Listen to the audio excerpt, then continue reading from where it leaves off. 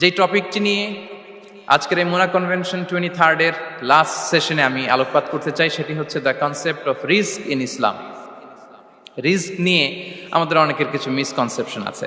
আমি চাইবো এই স্বল্প সময়ে রিজিকের ব্যাপারে একটি ধারণা আপনাদেরকে দিতে, আপনাদের আইডিয়াটা যাতে ক্লিয়ার থাকে, কনসেপ্ট যাতে ক্লিয়ার থাকে। প্রিয় ভাই এবং বোনেরা, আমরা অনেকে, সবাই না, অনেকে মনে করি যে রিস্ক হচ্ছে যেটা আমরা খাই, যেটা আমরা খাই এটা রিজিক, অথবা যে অর্থ আমরা উপার্জন করি এটা রিজিক। আমাদের অনেকের ধারণা। আসলে রিজিকের ব্যাপারে আমাদের ধারণাটা পূর্ণাঙ্গ নয়, এর বাইরেও অনেক কিছু আছে। রিস্কের বাংলা হচ্ছে জীবন উপকরণ, ইংরেজিতে বলে সাস্টেনেন্স বা প্রভিশন। অর্থাৎ জীবন পরিচালনায় একটা মানুষের যা যা লাগে তা সবই রিস্ক। শুধু আমরা যেটা খাই, যেটা উপার্জন করি, শুধু এতটুকুই রিস্ক নয়। এটা অনেক ওয়াইডার সেন্সে আমাদেরকে চিন্তা করতে হবে। আমরা আমাদের পুরো জীবন জুড়ে যা পাই, যা খাই, যা অর্জন করি, যেটা লাভে ধন্য হই, সবটাই রিস্ক। আমরা অনেকে যে বুঝি যেটা আমরা খাই, যেটা উপার্জন করি এটা রিস্ক, এটা যে একেবারেই রিস্ক নয় সেটা নয়, তবে এটা আংশিক সত্য, এটাও রিস্ক। অর্থ, খাদ্য, জাগতিক সম্পদ, এটাও রিস্ক, কিন্তু এটা রিস্কের সর্বনিম্ন স্তর। The lower level of provision, the lower level of risk হচ্ছে এই যে খাদ্য, অর্থ, জাগতিক সম্পদ।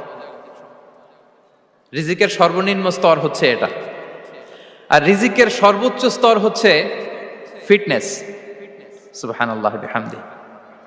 আমরা অনেকে এটাকে নেগলেক্ট করি, গুরুত্ব দেই না, কিন্তু এটাই রিজিকের সর্বোচ্চ স্তর, ফিটনেস। আপনি ফিট থাকা, অর্থাৎ ফিজিক্যাল অ্যান্ড মেন্টাল ফিটনেস, শারীরিক এবং মানসিক সুস্থতা, এটা রিজিকের সবচাইতে উচ্চতম স্তর। The higher stage of risk, provision, sustenance, fitness, সুস্বাস্থ্য, শারীরিক এবং মানসিক সুস্থতা।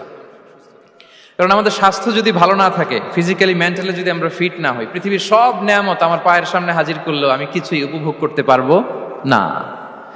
এজন্য এইটা সবচাইতে বড় রিস্ক। এবং রাসূলুল্লাহ সাল্লাল্লাহু আলাইহি ওয়াসাল্লাম তিনি বলেছেন যে নি'মাতান মাগবুনুন ফীহিমা কাসীরুম মিনান নাস, আস-সিহহাতু ওয়াল ফারাগ। দুটি নিয়ামত আছে যে দুটি নিয়ামতের ব্যাপারে মানুষ খুবই গাফেল, উদাসীন, গুরুত্ব দেয় না। তার মধ্যে একটা হচ্ছে আস-সিহহা, সুস্বাস্থ্য, আর একটা হচ্ছে আল ফারাগ, অবসর। আমরা যখন খুব ব্যস্ত হয়ে পড়ি, নাভিশ্বাস, সময় নাই, খুবই রাশিং, তখন বুঝি যে অবসরের কত দাম। আবার আমরা যখন ফিজিক্যালি উইক হয়ে পড়ি, অসুস্থ হয়ে যাই, তখন বুঝি সুস্বাস্থ্যের কত দাম। তো রিজিকের সর্বনিম্ন স্তর হচ্ছে, প্রিয় ভাই এবং বোনেরা, খাদ্য, টাকা পয়সা, জাগতিক সম্পদ, এগুলা। আর রিজিকের সর্বোচ্চ স্তর হচ্ছে fitness, physical and mental fitness. আর রিজিকের সর্বোত্তম স্তর হচ্ছে পুণ্যবান জীবন সঙ্গী এবং নেককার সন্তান, ফায়াস ওয়াইফ অ্যান্ড চিলড্রেন। সুবহানাল্লাহ বিহামদি। একটু খেয়াল করে দেখেন যে আমার লাইফ পার্টনার, আমার জীবন সঙ্গিনী, সে যদি আল্লাহওয়ালা হয়, সে যদি ভালো হয়, আর আমার সন্তানটা যদি আল্লাহওয়ালা হয়, আমার ঘরটাই তো জান্নাত, ঠিক কিনা? তো এটা হচ্ছে রিজিকের সর্বোত্তম স্তর। জীবন সঙ্গিনী সে যদি নেককার হয়, আল্লাহওয়ালা হয়, মুতিয়া কানিতা সে যদি হয়, আর আমার সন্তান, আমার চিলড্রেন, সেও যদি ফায়াস হয়, তাহলে আমার ঘরটাই হচ্ছে paradise, a piece of paradise in this দুনিয়া।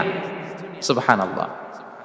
আমরা আম্মাজান খাদিজাতুল কুবরা আত-তাহিরা রাদিয়াল্লাহু তাআলা আনহা, ওনার কথা জানি যে বিষ্ণু ঈসা ইসলামের স্ত্রী আমাদের আম্মাজান রাসূলুল্লাহ সাল্লাল্লাহু আলাইহি ওয়াসাল্লামকে বড্ড ভালোবাসতেন, আগলে রাখতেন সব সময়, মেন্টালি সাপোর্ট দিতেন, ফিনান্সিয়ালিও সাপোর্ট দিতেন। বিষ্ণু ঈসা ইসলামকে আম্মাজান খাদিজা এতই ভালোবাসতেন, বিষ্ণু ঈসা ইসলাম বলতেন, রুজিকতু হুব্বাহা, আমি খাদিজার ভালোবাসাকে রিজিক হিসেবে পেয়েছি। সুবহানাল্লাহ। রাসূল সাল্লাল্লাহু আলাইহি ওয়াসাল্লাম এই শব্দটা ইউজ করেছেন, রিজিক, রুজিকতু হুব্বাহা। এবং তিনি দোয়া করার সময় বলতেন, আল্লাহ, কিয়ামতের সে বিভীষিকাময় দিনে, যেদিন বন্ধু বন্ধুকে চিনবে না, স্বামী স্ত্রীকে চিনবে না, বাবা সন্তানকে চিনবে না, পীর সাহেব মুরিদকে চিনবে না, নেতা কর্মীকে চিনবে না, ভাই বোনকে চিনবে না, সেই কঠিন মুহূর্তে আল্লাহ, আমি আমার খাদিজাকে যেন ভুলে না যাই। রুজিকতু হুব্বাহা, খাদিজার প্রতি ভালোবাসা আল্লাহ তাআলা আমার হৃদয়ে রিজিক হিসেবে দিয়েছে। তাহলে রিজিকের সর্বোত্তম স্তর হচ্ছে পুণ্যবান স্ত্রী, নেককার সন্তান। আর রিজিকের পরিপূর্ণ স্তর হচ্ছে মহান আল্লাহ তাআলার সন্তুষ্টি। রিজকের পরিপূর্ণ স্তর যেটা, সেটা হচ্ছে রিদাল্লাহ, আল্লাহ তাআলার সন্তুষ্টি। আমার আল্লাহ যদি আমার উপর সন্তুষ্ট হয়ে যায়, আমাদের আর কিছু লাগে? আর কিছু লাগবে? এটাই তো আমাদের এক্সপেকটেশন, এটাই তো আমাদের কামনা বাসনা, এটাই আমাদের ইচ্ছা যে আমার আল্লাহ আমার উপর সন্তুষ্ট হবেন। এটা হচ্ছে পরিপূর্ণ স্তর রিজিকের। এটা যে পায় তার আর কিছু লাগে না। এবং এটা মানুষ নিশ্চিত হতে পারে যখন সে দুনিয়ার জীবনকে শেষ করে আলামুল বারজাখের দিকে যেতে শুরু করে। তখন তাকে বলা হয়, ইয়া আইয়াতুহান নাফসুল মুতমাইন্না ইরজিই ইলা রাব্বিকি রাদিয়াতাম মারদিয়া ফাদখুলি ফি ইবাদি ওয়াদখুলি জান্নাতি। হে প্রশান্ত আত্মা, হে প্রশান্ত আত্মা, প্রবেশ করো, তোমার রবের দিকে চলে এসো, সন্তুষ্ট চিত্তে সন্তোষ ভাজন হয়ে আমার কাছে এসো, আমার জান্নাতে প্রবেশ করো। সুবহানাল্লাহ বিহামদি। এই দুনিয়া ছেড়ে যখন আমরা যাব, তখন যদি এই অ্যানাউন্সমেন্টটা আমার জন্য দেয়া হয়, আমার আর কিছু চাওয়ার পাওয়ার আছে? প্রিয় ভাই এবং বোনেরা বলেন, এই আল্লাহর সন্তুষ্টির ঘোষণা যদি আমি এই পৃথিবী থেকে বিদায় লগ্নে পেয়ে যাই, আমাদের আর কিছু চাওয়া পাওয়ার আছে? ইয়া আইয়াতুহান নাফসুল মুতমাইন্না ইরজিই ইলা রাব্বিকি রাদিয়াতাম মারদিয়া। আমরা কিছুদিন আগে আমাদের সকলের প্রিয় আল্লামা দেলোয়ার হোসেন সাঈদী রাহিমাহুল্লাহ নওয়ারাল্লাহু মারকাদাহু ওয়া জাআলাল ফিরদাউস মাসওয়াহু, ওনাকে আমরা হারিয়েছি। আমি যখন ওনার শোক বার্তা নিয়ে ফেসবুকে স্ট্যাটাস লিখি, কমেন্টে আমি এই আয়াতটা লিখেছিলাম, আমি খুঁজে পাচ্ছি না যে আমি কি দিয়ে এটার উপমা দিব, কি দিয়ে ওনার বিদায়ের উপমা আমি জানাবো। আমি খুঁজে পাচ্ছিলাম না কোনো আয়াত, তখন এই আয়াতটা লিখে আমি উপমা দিয়েছি। আল্লাহু আকবার। গোটা বিশ্বের মানুষ কেঁদেছে, গোটা বিশ্বের মানুষ গায়েবানা জানাজা পড়েছে, গোটা বিশ্বের মানুষ ওনাকে অশ্রুসিক্ত বিদায় দিয়েছে। From north to the south, from east to the west, the entire globe, মিন মাশারিকিল আরদি ইলা মাগারিবিহা, অশ্রুসিক্ত বিদায় তিনি পেয়েছেন। এটাই আল্লাহ তাআলার সন্তুষ্টির একটা জলজ্যান্ত নমুনা। জোরে বলেন ঠিক কিনা? এর চেয়ে জলজ্যান্ত নমুনা আমার জীবদ্দশা আমি দেখিনি। এত মানুষের কান্না, কাবার গিলাফ ধরে কান্না, এভাবে ভালোবাসা প্রকাশ করা, এভাবে তার প্রতি তার জন্য অশ্রুসিক্ত দোয়া করা, কান্না জড়িত দোয়া, এটাই প্রমাণ করে যে আল্লাহ তাআলা ওনার উপর সন্তুষ্ট হয়ে গিয়েছেন। ওনার আর কি চাই? আমাদের আল্লাহ আর কি চাই? আর কিছুর দরকার নাই, ঠিক কিনা? এ যে পরম সৌভাগ্য, এরকম বিদায় নিতে পারা এটা পরম সৌভাগ্য। আমরা আল্লাহর জন্য দোয়া করি, আল্লাহ তাআলা সারা জীবন তিনি যেমনি কোরআনের বার্তাকে গোটা বিশ্বব্যাপী পৌঁছিয়ে দিয়েছেন, তার কবরটাকে আল্লাহ তাআলা কোরআনের নূর দিয়ে আলোকিত করে দেখ। কোরআনকে আল্লাহ তাআলা তার কবরের সাথী বানাক।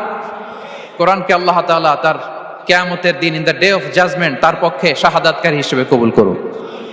সম্মানিত ভাই এবং বোনেরা, আল্লাহ তাআলার সন্তুষ্টি পরিপূর্ণ রিজিক, এটা হচ্ছে পরিপূর্ণ, দ্য কমপ্লিট রিস্ক।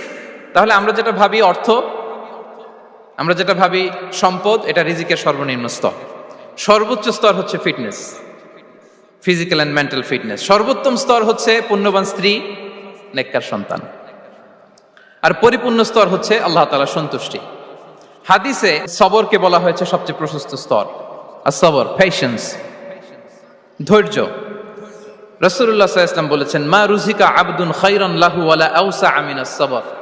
সবরের চেয়ে কোনো প্রশস্ত নেয়ামত, প্রশস্ত রিজিক আল্লাহ তাআলা কোনো বান্দাকে দেয়নি। ধৈর্য। আমাদের অনেকের ধৈর্য কম। আপনাদের কি অবস্থা? ধৈর্য আছে তো? হ্যাঁ, সবার ধৈর্য আছে না? আপনাদের দেখেই বোঝা যাচ্ছে মাশাআল্লাহ, খুব ধৈর্যের সাথে আপনারা একেবারে শেষ সময় পর্যন্ত আছেন। তো এই ধৈর্যের প্র্যাকটিসটা আমাদের করতে হবে।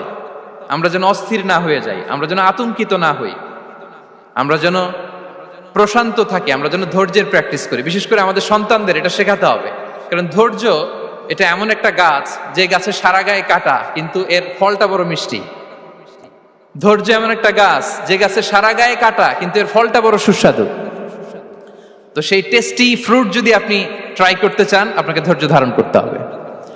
তাহলে হাদিসের আলোকে আমরা জানলাম রিজিকের সবচাইতে প্রশস্ত স্তর হচ্ছে ধৈর্য।